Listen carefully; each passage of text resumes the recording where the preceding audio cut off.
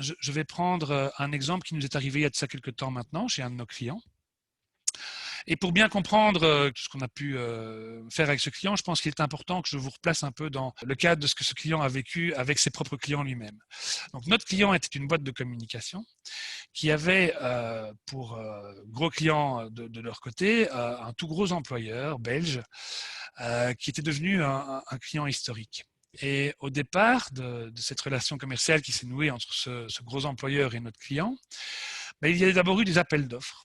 Et dans le cadre des appels d'offres du gros employeur pour des campagnes de communication, il y avait dans le descriptif de l'appel d'offres le fait que ce gros employeur recherchait des campagnes de communication qui étaient différenciantes, motivantes, enthousiasmantes et tout ce que vous voulez. Et donc, dans un premier temps, notre client a essayé de répondre à ces critères-là. Et donc, à rentrer des offres avec des campagnes de communication qui se voulaient originales, différenciantes, enthousiasmantes. Dans un premier temps, en fait, ils n'ont jamais été sélectionnés par ce fameux employeur.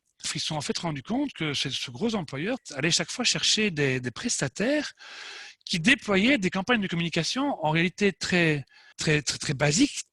Et donc, la boîte de communication qui est notre client, à un moment donné, a changé son fusil d'épaule, a décidé de tout simplement d'envoyer aussi, en réponse aux appels d'offres, des campagnes de communication beaucoup plus traditionnelles.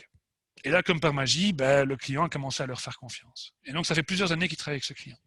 Quelques mois avant que je rencontre le responsable de la boîte de communication, ce fameux gros employeur était revenu vers eux en leur disant « Écoutez, effectivement, on travaille ensemble depuis pas mal de temps, mais on se rend compte quand même qu'aujourd'hui, les campagnes de communication qu'on vous commande et que vous réalisez pour nous n'atteignent pas vraiment les objectifs que nous aimerions atteindre. » Et donc, quand moi, je rencontre notre client, donc le responsable de cette boîte de communication, il me regarde et il me dit « Olivier, sincèrement et très honnêtement, je pense que nous allons perdre ce gros employeur comme client. » Donc, ils étaient dans un mindset où ils s'apprêtaient à perdre un de leurs plus gros clients.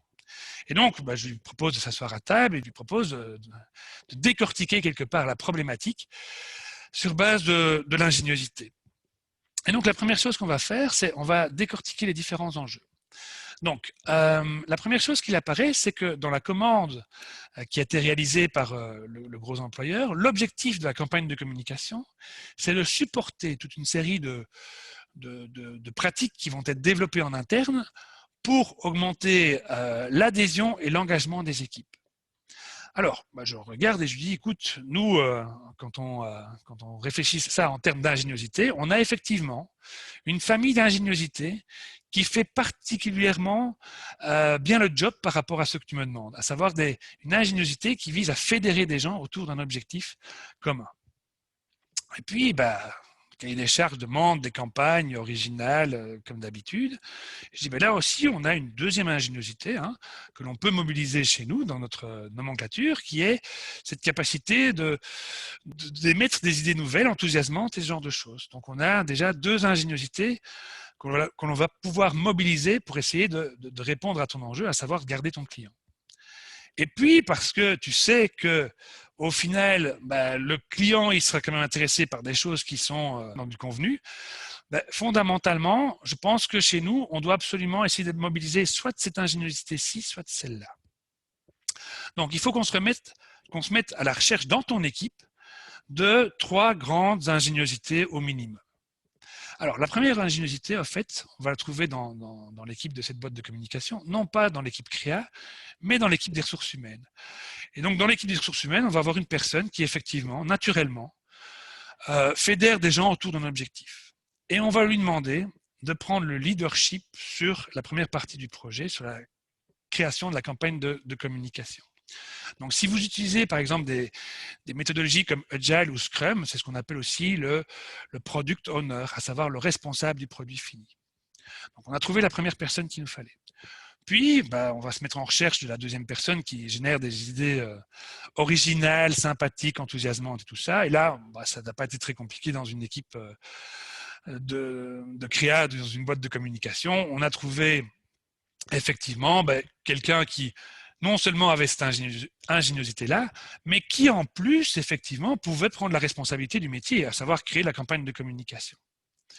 Donc, nous avions nos 2 premiers membres de l'équipe. Et la première chose qu'on leur a demandé, c'est de travailler ensemble. C'est-à-dire qu'on a demandé à la personne de la créa de faire des propositions à la personne des RH, de campagne de communication.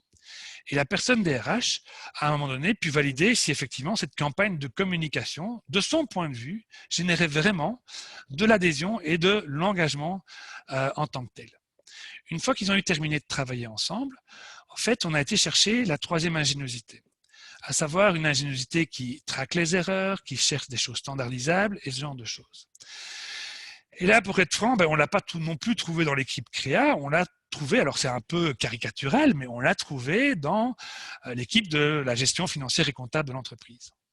Et donc, on a demandé à nos deux premiers intervenants d'aller défendre leurs produits devant cette personne qui a tout de suite commencé à les challenger, parce qu'elle a tout de suite vu tous les dangers qu'il pouvait y avoir dans cette campagne de communication.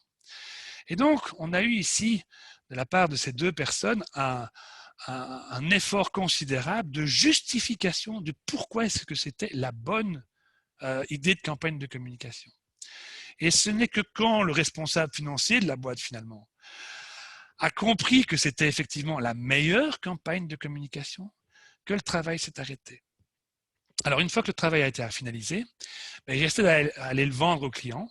Et donc, la personne qui a été vendre quelque part cette campagne de communication, et Dieu sait que c'était la première fois pour lui, ça a été le responsable financier, qui a été bien sûr avec aussi en support le responsable créa, donc la personne qui connaissait aussi le métier. Alors pourquoi lui? Tout simplement parce que qui se ressemble s'assemble, et donc on supposait qu'il avait déjà anticipé toutes les questions que le client allait poser. Alors le résultat final, c'est quoi? Concrètement, notre client a obtenu le contrat et le retour que notre client a aujourd'hui de ce gros employeur qui est son client, c'est une très grande satisfaction sur les résultats qui sont en train d'être générés par cette campagne de communication. Donc voici un exemple très concret de ce que l'on peut faire quand on mobilise l'ingéniosité dans une entreprise et qu'on apprend à l'articuler avec un outil qui est celui-ci par rapport aux 9 grands types d'ingéniosité qui s'appelle The Game. Alors pourquoi The Game? Parce que sincèrement, ça se veut hyper ludique. Alors il y a une chose sur laquelle je vais revenir par la suite, mais que vous devez déjà comprendre, c'est que quand on commence à réfléchir en termes d'ingéniosité, en fait, le métier, l'expertise métier devient le support. Elle n'est plus première dans l'organisation des équipes.